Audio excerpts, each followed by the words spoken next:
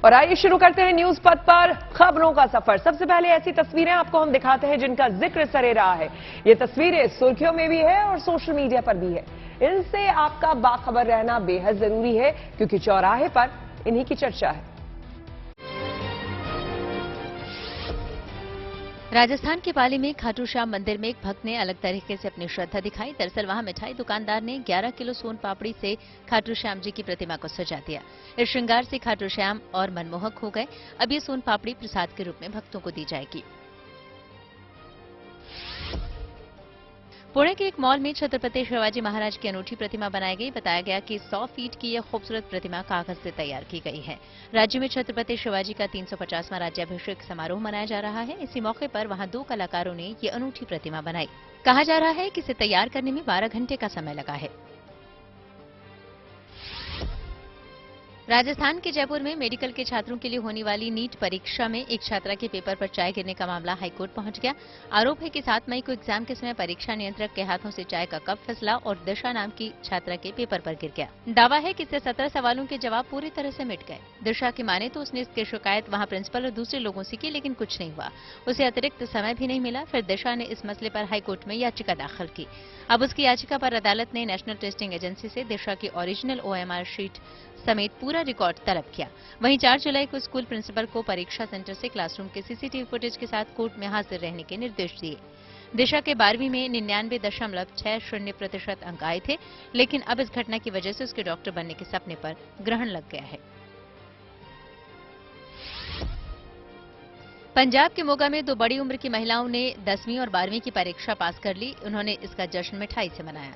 दरअसल ये दोनों महिलाएं आशा वर्कर हैं और एक ही गांव में ताल्लुक रखती हैं। 60 साल की उम्र में बलजीत कौर 10वीं में पास हुई। उन्होंने 1976 में 8वीं के बाद पढ़ाई छोड़ दी थी, लेकिन फिर 47 साल बाद उन्होंने दोबारा पढ़ाई शुरू की और इस साल उन्होंने ओपन स्कूल के जरिए परीक्षा में 345 अंक हासिल किए।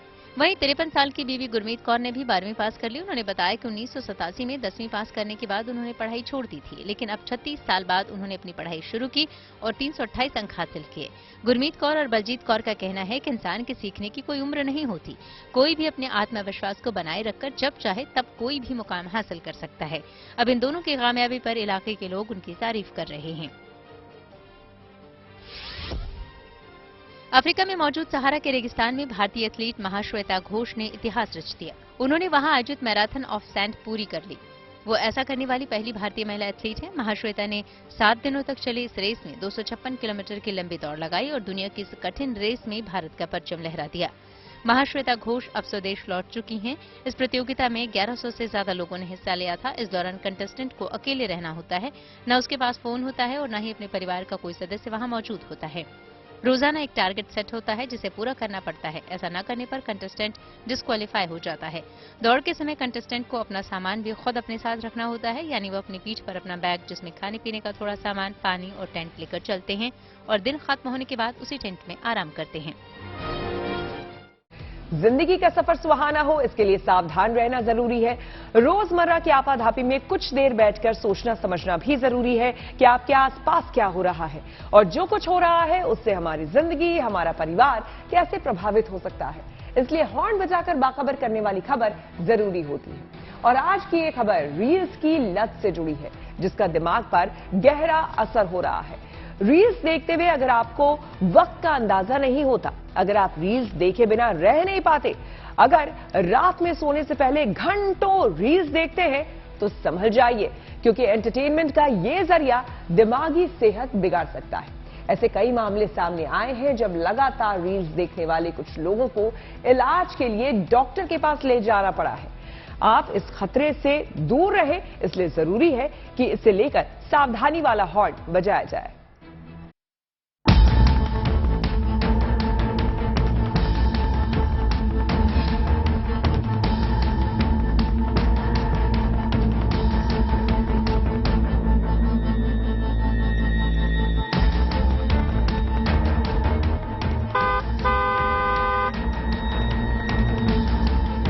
मोबाइल हाथ में लिए हर आदमी मशरूफ है।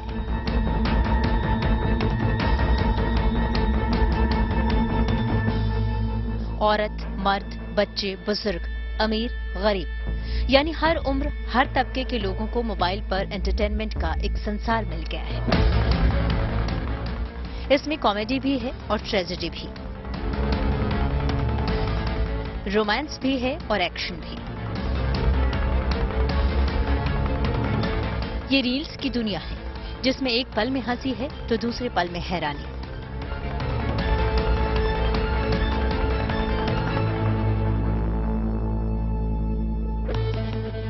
एक वीडियो कोई बड़ा ज्ञान दे जाता है तो दूसरा वीडियो देखकर आंखें भर आती है। यानी 1 या 1.5 मिनट का छोटा सा वीडियो असल में एक छोटी सी फिल्म है जो देखने वालों को बांध लेती है, सम्मोहित कर लेती है। इसीलिए ज्यादातर लोग जिनके पास स्मार्टफोन है उन्हें खाली वक्त में रील्स देखना अच्छा लगता है।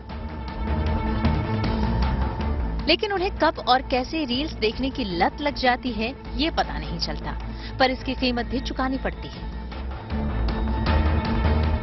एक स्टडी के मुताबिक रील्स की लत कई मानसिक और शारीरिक समस्याओं की वजह है।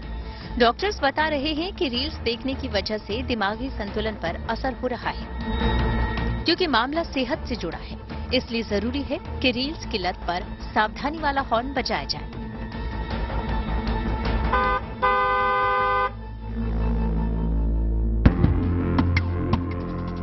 सबसे पहले आपको बताते हैं कि रील्स के दिमाग पर असर को लेकर डॉक्टर्स क्या कहते हैं। थ्रिल या इंटरेस्टिंग वीडियो के कारण रील्स का दिमाग पर ज्यादा असर होता है। जरूरत से ज्यादा रील्स देखने से एकाग्रता में कमी आती है, ज्यादा उत्तेजना महसूस होती है और सामाजिक तौर पर अलगाव का खतरा होता है। हर क्लिक पर एक नई रील सामने होती है जिसमें कंटेंट अलग होता है। अलग अलग कंटेंट वाली रील्स देखने से सबसे बड़ा खतरा मूड स्विंग का है। यानी हो सकता है कि 1 मिनट पहले किसी रील्स को देखकर आप हंस रहे हों, लेकिन अगले ही पल कोई उदास करने वाला वीडियो आपकी नजर के सामने हो। थोड़ी देर पहले आप रोमांटिक वीडियो देख रहे हों और अगले ही पल ब्रेकअप वाली तस्वीरें आपके सामने हो। अचानक होने वाला ये बदलाव इमोशनल डिस्टर्बेंस की वजह बन सकता है और ये सिर्फ आशंका भर नहीं है, ऐसा हो रहा है।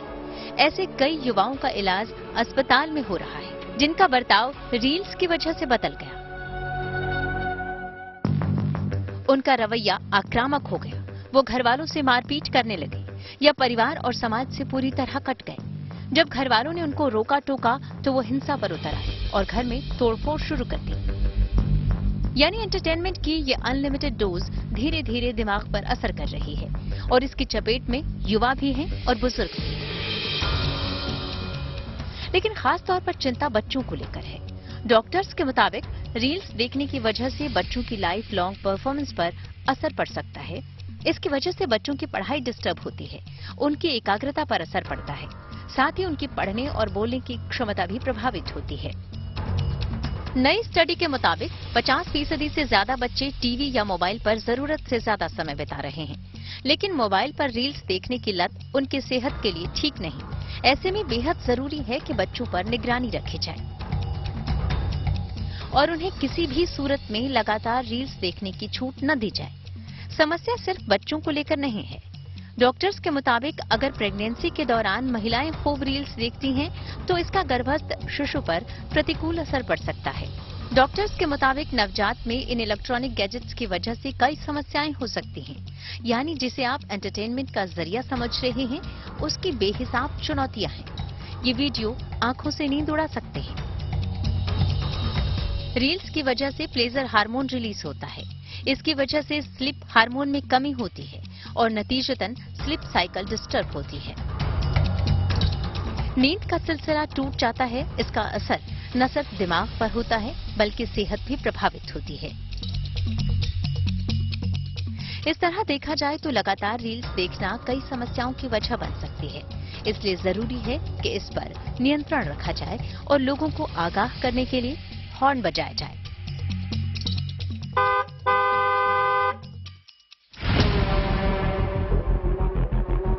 Bureau report, good news today. Reels की लत कैसे दिमाग और शरीर पर असर करती है और इससे बचने के लिए क्या किया जाना चाहिए, इस पर हमने बात की डॉक्टर डी के गुप्ता से। सुनिए।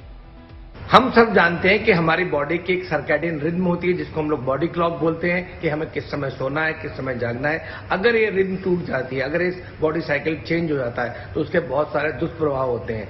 आजकल जो वीडियो रील्स दिख रही हैं, जो इंटरनेट में बहुत सारे शॉर्ट्स वीडियो दिख रहे हैं, उनको देखने की वजह से हम सबकी जो बॉडी की साइकिल है, जो बॉडी की सर्कैडियन रिद्म है, वो चेंज हो रही है। जो हार्मोनल बैलेंस है बॉडी का, वो चेंज हो रहा है। कौन से हार्मोन कब सीक्रेट होने चाहिए, वो चेंज हो रहा है। उसकी वजह से बहुत सारे हेल्थ के दुष्प्रभाव हो सकते हैं और खासकर देखे भी जा रहे हैं। बहुत सारी जो प्रेग्नेंट महिलाएं होती हैं, अगर वो इस तरह के वीडियो, शॉर्ट्स या रील्स देख रही होती हैं तो उसका दुष्प्रभाव उनके जो गर्भाशय में शिशु पल रहा है उस पर पड़ सकता है। खास करके जो फर्स्ट 3 मंथ होते हैं, जो फर्स्ट ट्राइमेस्टर होता है, उसमें हम सबको इस तरह के रील्स या वीडियोज नहीं देखने चाहिए। उससे बच्चे के ग्रोथ एंड डेवलपमेंट पर दुष्प्रभाव पड़ सकता है। बच्चा आयुजियार हो सकता है। बच्चे के अंदर बहुत सारी जो ब्रेन और मस्तिष्क है उसका डेवलपमेंटल डिले हो सकता है। बहुत सारे लोग जो रील्स देख रहे हैं, खास करके जो बच्चे हैं, एडोलेसेंट हैं, किशोरावस्था के बच्चे हैं, उन लोगों में दिक्कत आ रही है कि वो लोग एग्रेसिव हो जा रहे हैं, एग्रेशन बढ़ रहा है। बहुत सारे बच्चों को ADHD, attention deficit hyperkinetic disorder हो जा रहा है, जिससे उनका मन नहीं लगता है, एक काम में फोकस नहीं होता है, बहुत सारे टेंट्रम थ्रो करते रहते हैं, कभी कोई लड़ाई झगड़े होने शुरू हो जाते हैं। और बहुत सारे लोगों को इवन बहुत सारे ऐसी प्रॉब्लम्स आती हैं जिसकी वजह से एक्सीडेंट्स हो जाते हैं। पटना में 23 जून को होगी विपक्ष की बैठक। राहुल, ममता और अखिलेश समेत कई नेता ले सकते हैं इसमें हिस्सा। आइए आपको सीधे लिए चलते हैं न्यूज एक्सप्रेस पेपर, जहां पर देश से जुड़ी कुछ और जरूरी खबरें कर रही हैं आपका इंतजार। बीजेपी अध्यक्ष जेपी नड्डा ने यूपी के नोएडा में टिफिन पर चर्चा नाम से कार्यक्रम किया। इसमें पार्टी के बड़े नेता और कार्यकर्ता शामिल हुए। इस दौरान नड्डा ने पार्टी को मजबूत करने का मंत्र दिया। साथ ही उन्होंने लोकसभा चुनाव के लिए तैयारियों में जुटने को कहा। दिल्ली के सीएम अरविंद केजरीवाल ने लखनऊ में समाजवादी पार्टी के नेता अखिलेश यादव से मुलाकात की। इस दौरान उन्होंने केंद्र के अध्यादेश के खिलाफ समर्थन जताया। केजरीवाल के इस दौरे में पंजाब के मुख्यमंत्री भगवंत मान और पार्टी के दूसरे नेता भी मौजूद रहे। अगले 48 घंटे में मानसून केरल पहुंच सकता है। पहले ही इसमें देरी हो चुकी है, लेकिन अब मौसम विभाग के मुताबिक मानसून के लिए सभी परिस्थितियां अनुकूल बनी हुई हैं। इस बीच अरब सागर में तूफान बिपरजॉय को लेकर अलर्ट जारी किया गया। गुजरात में मछुआरों को समुद्र तट से दूर रहने की हिदायत दी गई है। जम्मू कश्मीर के श्रीनगर हज हाउस से हज यात्रियों का पहला जत्था सऊदी अरब के लिए रवाना हो गया। इस जत्थे में 600 हाजी शामिल हैं। वैसे इस साल राज्य से कुल 12,000 हाजी यात्री कर रहे हैं, जिसमें 291 महिलाएं भी शामिल हैं। ओडिशा के बालासोर में हुए रेल हादसे के बाद पहली बार कोरोमंडल एक्सप्रेस फिर पटरी पर लौट आई। पश्चिम बंगाल के शालीमार से कोरोमंडल एक्सप्रेस तमिलनाडु के चेन्नई के लिए रवाना हुई। दोबारा शुरू हुई इस ट्रेन को लेकर यात्रियों में मिलीजुली भावनाएं देखने को मिली।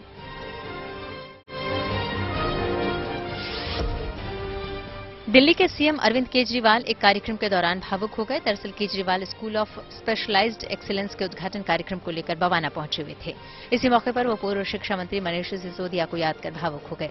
सिसोदिया इन दोनों जेल में बंद हैं। ऐसे में केजरीवाल ने कहा कि उन्हें मनीष सिसोदिया की बड़ी याद आ रही है।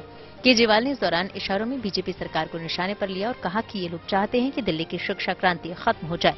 केजरीवाल के मुताबिक सिसोदिया को गलत मामलों में जेल में रखा गया है। ये उनका सपना था।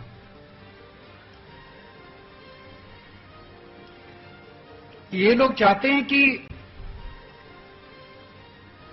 दिल्ली की शिक्षा क्रांति खत्म हो जाए। उसे खत्म नहीं होने देंगे। खबरों के एक्सप्रेसवे से आगे रुक करते हैं सियासी ढाबे का, जहां आज की सबसे दिलचस्प खबर मौजूद है। ये सुनने में अजीब लग सकता है, लेकिन मुगल बादशाह औरंगजेब की वजह से महाराष्ट्र के कोल्हापुर में कर्फ्यू लगाने की नौबत आ गई। जी हां, वैसे औरंगजेब को मरे करीब 300 साल हो चुके हैं, लेकिन व्हाट्सएप के स्टेटस पर उसकी तस्वीर लगाए जाने से बवाल हो गया। प्रदर्शन और हिंसा को तो पुलिस ने काबू कर लिया, लेकिन इस पर सियासी घमासान बढ़ता जा रहा है।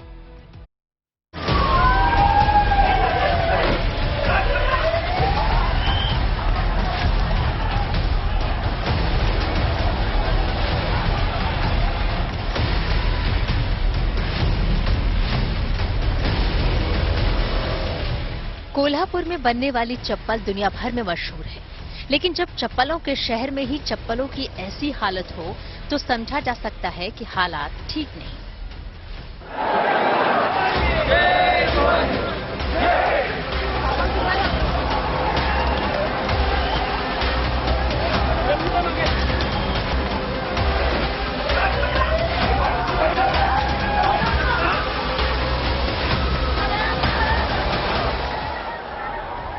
हैरानी की बात है कि हंगामे का ये मंजर और हिंसा करीब 300 साल पहले दुनिया छोड़ चुके मुगल बादशाह औरंगजेब की वजह से है।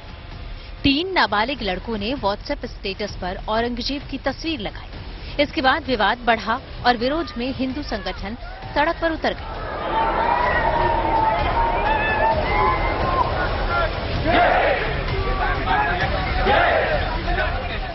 भीड़ बेकाबू हुई तो पुलिस ने लाठी भांजी, आंसू गैस के गोले दागे गए। पुलिस की कार्रवाई के बाद हालांकि सड़कों पर सन्नाटा है और शहर में ऊपरी शांति, लेकिन सियासत सुलग रही है। महाराष्ट्र के डिप्टी सीएम पूछ रहे हैं कि अचानक औरंगजेब की औलादें कहां से आ गई।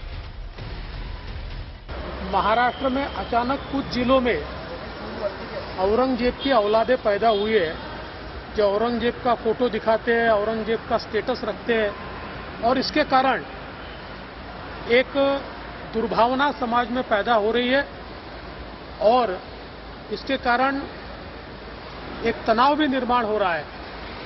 सवाल ये उठता है कि अचानक इतने औरंगजेब की औलादें कहां से पैदा हुई, इसके पीछे कौन है, इसका असली मालिक कौन है, ये भी हम ढूंढ के निकालेंगे। कौन जानबूझकर महाराष्ट्र में कानून व्यवस्था खराब हो और महाराष्ट्र का नाम खराब हो, ये करने की कोशिश कर रहा है, ये भी हम ढूंढ के निकालेंगे।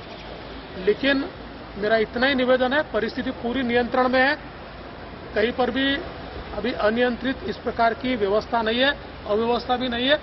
लेकिन मेरे सबसे निवेदन है, कोई भी कानून को हाथ में न ले, कानून को हाथ में लिया तो उसके ऊपर कार्रवाई की जाएगी। बहरहाल सियासत का तकाजा और है, सरकार की प्राथमिकताएं कुछ और।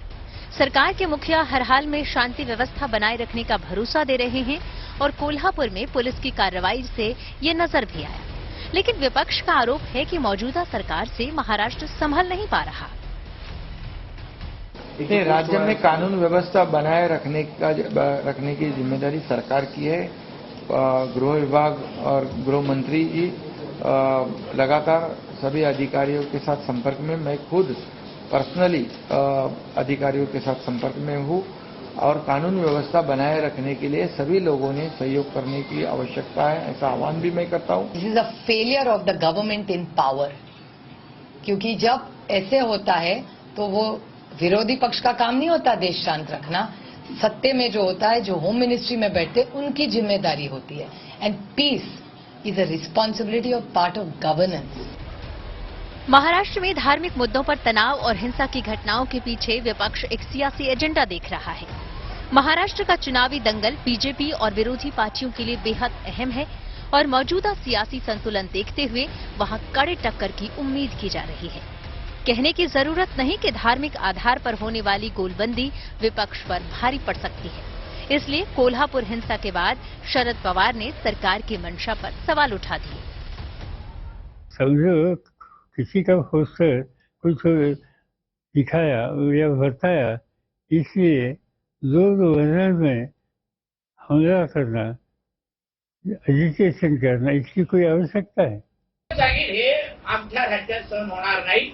महाराजांच्या अस्मितेसाठी आणि हिंदू समाजाच्या संरक्षणासाठी आम्हाला उद्या तलवार पण हातात घ्यायला लागली तर घ्यायला आम्ही तयार।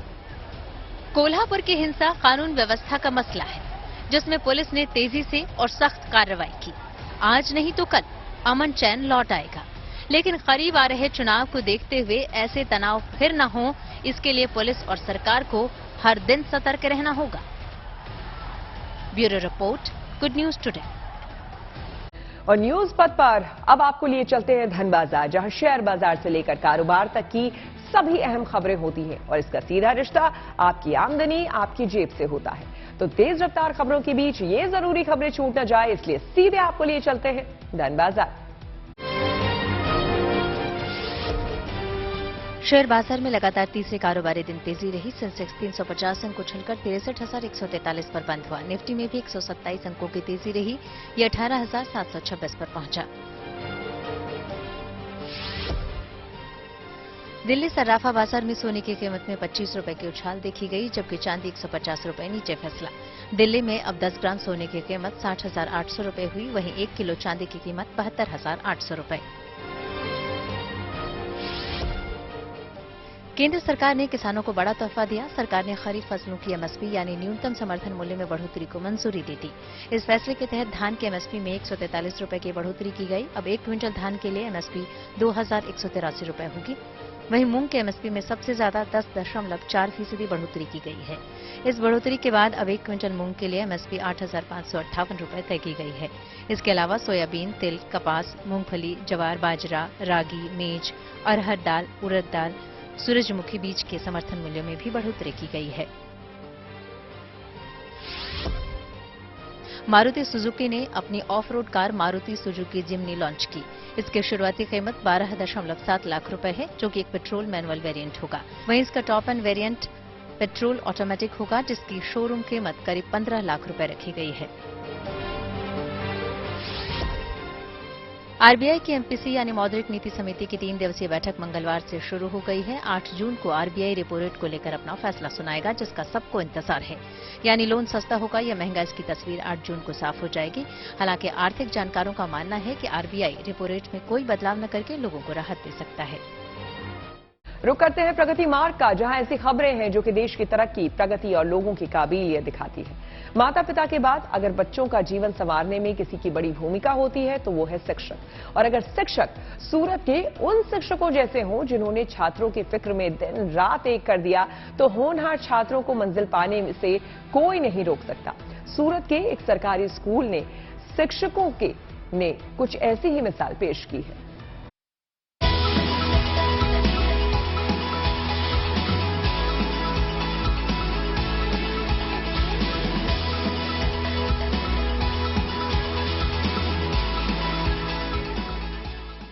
ये 3 शिक्षक, जिनकी एक छोटी सी कोशिश ने अपने होनहार छात्रों को उड़ान भरने के लिए पूरा आसमान दे दिया।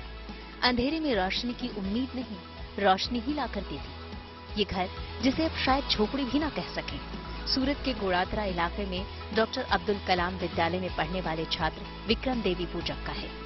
इसी झुग्गी में रहता है विक्रम का पूरा परिवार, वो 2 बहनें भी जो उसके साथ सूरत महानगर पालिका के डॉक्टर अब्दुल कलाम विद्यालय में पढ़ती हैं। परीक्षा से पहले इनके क्लास टीचर हसमुख पटेल ये देखने आए कि पढ़ाई के लिए इनके घर में अनुकूल माहौल है या नहीं, लेकिन घर की दशा देखकर हैरान रह गए। यकीन नहीं हुआ कि इनके स्कूल के इतने होनहार छात्रों की जिंदगी इस कदर बसर हो रही है। पूछा, रात में पढ़ाई कैसे करते हो? बच्चों ने बताया, स्ट्रीट लाइट में। इनके घर जब मैं आया एग्जाम से पहले, देखा कि झुपड़ा है, आजू बाजू इलेक्ट्रिसिटी से कोई सुविधा या हेल्प हो सके ऐसी कोई है नहीं, दिक्कतें थी। सोचा कि चलो दूसरा कोई तरीका और ढूंढते हैं। मैंने मेरे स्टाफ में बात की सबसे कि भाई ऐसा है, कुछ करना है तो इनके जीवन में रोशनी आ सके, उजाला हो सके, ऐसा हमें साथ मिलकर कुछ करना है। हसमुख पटेल की स्नेक सोच को स्कूल के दूसरे शिक्षकों का भी भरपूर साथ मिला। शिक्षकों ने मिलकर पहले कोशिश की कि बिजली उनके घर तक पहुंचाई जाए, लेकिन बिजली विभाग ने हाथ खड़े कर दिए। हाँ, उन्होंने एक सलाह जरूर दे दी, सोलर पैनल लगवाने की। सोलर पैनल लगवाने को लेकर एजेंसी को कोटेशन भेजा तो 15,000 का खर्च बताया गया, लेकिन जब एजेंसी को पता चला कि ये शिक्षक अपने खर्चों से छात्रों की मदद के लिए सोलर पैनल लगवा रहे हैं, तो एजेंसी के मालिक आशीष धनाणी ने भी अपना सहयोग दिया और महज 8,000 में सोलर पैनल इंस्टॉल कर दिया। ऐसा सोचा पहले तो कि यहाँ एक मीटर लगवा दे, तो देवद जीबी की जो ऑफिस है वहां जाके उसके इंजीनियर के साथ बात किया तो उन्होंने बताया कि ऐसी झोपड़ी, कच्ची झोपड़ी है तो उसमें हम मीटर नहीं दे सकते हैं। आप अगर यहाँ बिजली लाना चाहते हैं तो इसके लिए सोलर पैनल ही विशेष रूप से आपको फायदेमंद रहेगा। लगाने में यूं तो 15,000 करीब खर्च लगा है, लेकिन जो सोलर पैनल की एजेंसी थी आशीष भाई, उन्होंने ये सेवा यज्ञ में हमारे साथ मिलाया है और हमारे पास से सिर्फ 8,000 रुपया ही लिया है। अब बच्चों के चेहरे पर मुस्कान है। हमें अभी अच्छे से अभ्यास कर सकते हैं, घर पर बैठे बैठे हम पढ़ सकते हैं और मैं चाहता हूँ कि अभी रिजल्ट मेरा इससे भी अच्छा आ सकता है। पहले घर में अंधेरा था और पढ़ने के लिए हमें एसएमसी की लाइट के नीचे जाना पड़ता था। अब हम घर में आसानी से पढ़ सकते हैं। हमारे वर्ग शिक्षक हसमुख सर ने हमें सोलर पैनल लगवा दिया है। अब हम आसानी से घर में उजाला में पढ़ सकते हैं। और इन बच्चों की मुस्कान पर इनके शिक्षक निहाल हैं। कहते हैं इन बच्चों की मुस्कान का कोई मोल नहीं है, ऐसी खुशी पहले कभी नहीं पाई। सोलर पैनल लगाने के बाद बच्चों के मुंह पे जो आनंद था, जो खुशी थी, वो मैं शब्दों में नहीं बता सकता।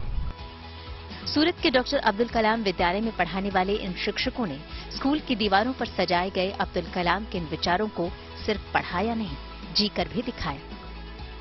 संजय सिंह राठौर, सूरत, गुड न्यूज टुडे। न्यूज पथ में अब सोशल अड्डा पर थोड़ा सा रुकते हैं और आज के मुद्दे पर लोगों की राय जानते हैं। सोशल अड्डा में आज का मुद्दा दिल्ली की नाइट लाइफ से जुड़ा है। दिल्ली के मुख्यमंत्री अरविंद केजरीवाल ने देश की राजधानी में नाइट लाइफ को बढ़ावा देने के लिए एक बड़ा फैसला किया है। दिल्ली में रात में कारोबारी गतिविधियां बढ़ाने के लिए कुछ और दुकानों को 24 घंटे खुले रखने की अनुमति दी गई है। सीएम केजरीवाल ने दिल्ली की 155 दुकानों को दिन रात खुला रखने की मंजूरी दी है। इस फैसले से दिल्ली की अर्थव्यवस्था को बढ़ावा देने और नौकरी के अवसर पैदा करने में मदद मिलेगी। पिछले 2 साल में दिल्ली में कुल 523 दुकानों को 24 घंटे खुले रहने की मंजूरी दी गई है। सीएम केजरीवाल ने कहा है कि 1954 से 2022 तक करीब 68 साल की अवधि में केवल 269 दुकानों को 24 घंटे खोलने की छूट दी गई थी, जबकि साल 2022 में 313 ऐसे आवेदनों को मंजूरी दी गई है और साल 2023 में अभी तक 155 आवेदन मंजूर किए गए हैं। मुख्यमंत्री की मंजूरी के बाद ये फाइल दिल्ली के उपराज्यपाल वीके सक्सेना को भेजी गई है, जिस पर आखिरी फैसला एलजी का होगा। माना जा रहा है कि दिल्ली में 155 और दुकानों को 24 घंटे खुले रहने की मंजूरी मिलने से राजधानी की लोकल इकोनॉमी को बढ़ाने में मदद मिलेगी। दिल्ली सरकार के इस फैसले से कारोबारी और ग्राहक दोनों को ही फायदा मिलने की उम्मीद है। दिन के साथ रात में भी दुकानों के खुला रहने से दिल्ली वासियों की हर समय जरूरी चीजों और सेवाओं तक पहुंच बनी रहेगी। दिल्ली में नाइट लाइफ को बढ़ावा देने वाले इस फैसले को लेकर हमने कुछ लोगों से बात की और उनकी राय जानी है।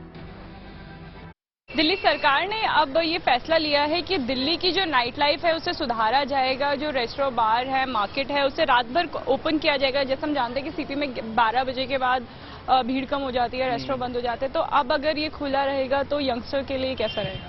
Well, being a youngster myself, yes, I would love to have a nightlife in Delhi, but not for a comparison कि यूएस में है।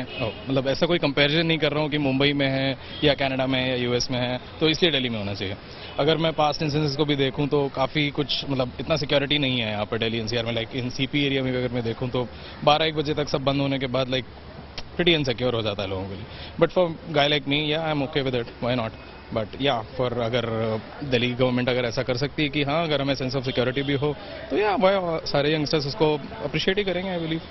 आई think it's a good initiative. मुझे लगता है कि ये अच्छा इनिशिएटिव है because there are lot of people who would want to hang out later their work life. So होना चाहिए ऐसी अपॉर्चुनिटी कि कुछ खुला रहे, because in Delhi specifically we miss that out compare to Mumbai where everything is all open at night. So अच्छा लगता है कि वहाँ पे ऐसे हैंग आउट करने को रहता है, तो यहाँ पे भी होगा। So that's good.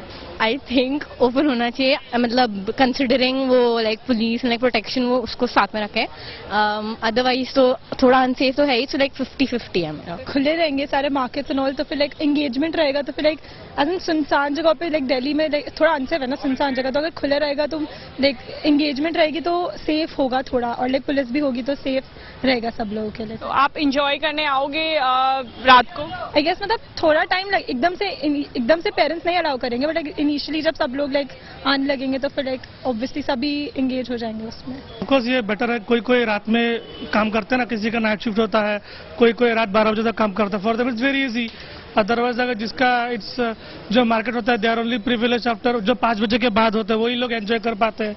कभी कभी मन करता है बाहर जाने को, बट आफ्टर 12 बजे के बाद लेट दे कैन कम। और कभी कभार आजकल गर्मी भी ऐसी है, अगर रात में निकले तो थोड़ा आराम से निकल सकते हैं। सो प्रॉस है, मार्केट भी अच्छा होगा और everybody can enjoy, everybody is happy. For example मैं ही हूँ, मेरा रात काम 12 बजे तक रहता है, so I miss all the entertainment in the evening. तो अगर रात 12 बजे तक रहेगा तो 12 बजे तक आराम से आके एंजॉय कर सकता हूँ। बीएसएनएल को मोदी सरकार से मिला है बड़ा तोहफा। टेक्नोलॉजी से जुड़ी ऐसी ही हर एक जरूरी खबर को जानने समझने के लिए आपको लिए चलते हैं डिजिटल गालिए। मोदी कैबिनेट ने बीएसएनएल के लिए 89,000 करोड़ रुपए के पैकेज पर मुहर लगा दी। इस पैकेज का इस्तेमाल 4G और 5G सेवाओं को बढ़ाने के लिए किया जाएगा। केंद्र सरकार का मानना है कि दूरसंचार क्षेत्र में एक सरकारी पीएसयू को अपने रणनीतिक महत्व के कारण फलना फूलना चाहिए। अमेरिका की artificial intelligence company open AI के सीईओ सैम ऑल्टमैन भारत पहुंच गए। इस दौरान उन्होंने भारत के G20 शेरपा नियुक्त किए गए अमिताभ कांत से मुलाकात की। इस मुलाकात के बाद अमिताभ कांत ने बताया कि यह मुलाकात अच्छी रही। साथ ही इस बातचीत में एआई को लेकर चर्चा की गई ताकि लोगों की क्वालिटी ऑफ लाइफ में सुधार हो सके। आईआईटी मद्रास में एक नया कोर्स शुरू किया गया। देश को इलेक्ट्रॉनिक हब बनाने की लगातार कोशिश हो रही है। इसी के तहत ये कोर्स लाया गया है। इसके जरिए छात्र इलेक्ट्रॉनिक्स और सेमीकंडक्टर समेत कई ऐसे क्षेत्रों में अपना करियर बना सकते हैं। खबर है कि इंस्टाग्राम पर बहुत जल्द आर्टिफिशियल इंटेलिजेंस की सुविधा मिल सकती है। कहा जा रहा है कि कंपनी एआई चैटबॉट फीचर पर काम कर रही है। दरअसल इंस्टाग्राम पर लाया जा रहा ये नया फीचर यूजर्स को उनके सवालों के जवाब देने में मदद करेगा। इतना ही नहीं, इस नए एआई चैटबॉट से मैसेज कंपोज हो सकेगा। और न्यूज पथ पर आगे पब्लिक होर्डिंग पर गुरुग्राम से जुड़ी एक अच्छी खबर है। गुड़गांव में आपको बता दें मेट्रो रेल कनेक्टिविटी बढ़ाने को मंजूरी मिल गई है। इस फैसले से एनसीआर में पब्लिक ट्रांसपोर्ट सिस्टम को मजबूत बनाने में मदद मिलेगी। प्रधानमंत्री नरेंद्र मोदी की अध्यक्षता में केंद्रीय कैबिनेट ने गुरुग्राम में नई मेट्रो लाइन को मंजूरी दे दी है। गुरुग्राम में ये metro line HUDA city centre से साइबर सिटी तक बिछाई जाएगी। 28.50 किलोमीटर लंबे इस मेट्रो रूट पर कुल 27 स्टेशन बनाए जाएंगे। इस रूट में cyber park, Subhash Chowk, hero Honda चौक, बसई गांव, अशोक विहार, पालम विहार, उद्योग विहार समेत कई इलाके शामिल होंगे। ये पूरा प्रोजेक्ट एलिवेटेड लाइन पर बनाया जाएगा और 4 साल में पूरा कर लिया जाएगा। नई मेट्रो लाइन से नए गुरुग्राम के साथ शहर के पुराने इलाके जोड़े जाएंगे। बाद में इस लाइन को इंदिरा गांधी इंटरनेशनल एयरपोर्ट से जोड़ा जाएगा। सरकारी आंकड़ों के मुताबिक गुरुग्राम की आबादी लगभग 25 लाख है और 2026 में नई मेट्रो लाइन पर रोजाना करीब 5,34,000 यात्रियों के सफर करने का अनुमान है। यह project Haryana mass rapid transport corporation limited के जरिए पूरा होगा, जिसमें केंद्र और हरियाणा सरकार की बराबर यानी कि 50-50% की हिस्सेदारी होगी। सरकार की ओर से जारी बयान में इस प्रोजेक्ट की कुल लागत 5,452 करोड़ रुपए बताई गई है। सरकारी बयान में कहा गया है कि इस प्रोजेक्ट के लिए लोन की व्यवस्था यूरोपियन इन्वेस्टमेंट बोर्ड और वर्ल्ड बैंक से की जा रही है। तो इसी के साथ न्यूज पथ में मेरे यानी श्वेता झा के साथ फिलहाल इतना ही। देश दुनिया के तमाम पॉजिटिव खबरों के लिए आप देखते रहिए गुड न्यूज टुडे।